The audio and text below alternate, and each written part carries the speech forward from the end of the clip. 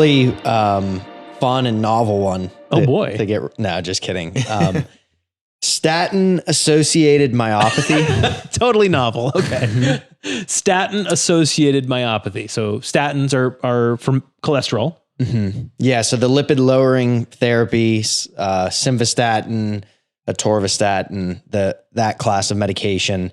Most people know them. A lot of people are reluctant to start them because of this oft associated side effect in most instances ends up just being very mild muscle pain, muscle weakness, that sort of sensation.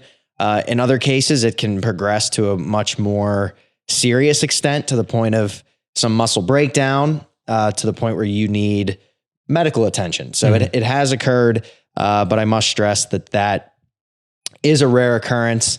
And as we sort of mentioned in the first episode, there are options that the individual has, that the clinician has, as far as, whether or not you need to switch the medication, lower the dose, change the dose, monitor certain things while taking the medication, certain baseline characteristics that you can look at before being started on a statin.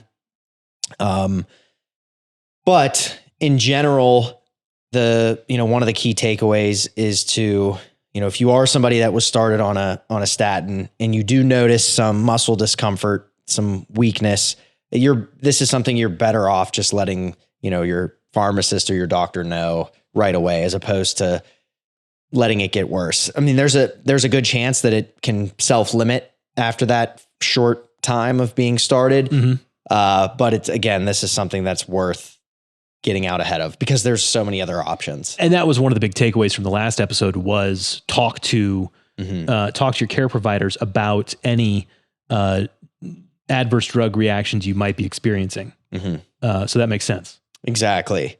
A lot of times, if you are in maybe what would be considered a higher risk population for these myopathies, these are individuals with impaired renal function, hypothyroidism, maybe a genetic or predisposition or a family history of myopathies in using these medications. That would be an instance where creatine kinase might be measured before starting. I honestly don't know how frequently this actually occurs. Yeah, I can't actually speak to that.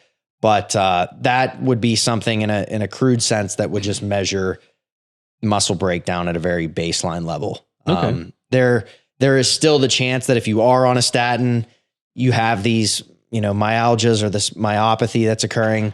The creatine kinase may not be reflective of that. It might remain normal and you still experience that sensation.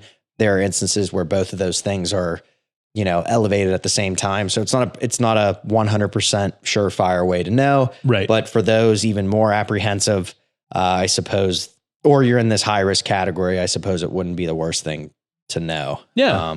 But yeah, in general, there are certain statins that are more or less likely to be responsible for this. Simvastatin has been around for a long time. In higher doses, is one of the more likely candidates to be associated with this. So nowadays, you don't see simvastatin much higher than 20 and 40 milligrams, I would say, at the highest.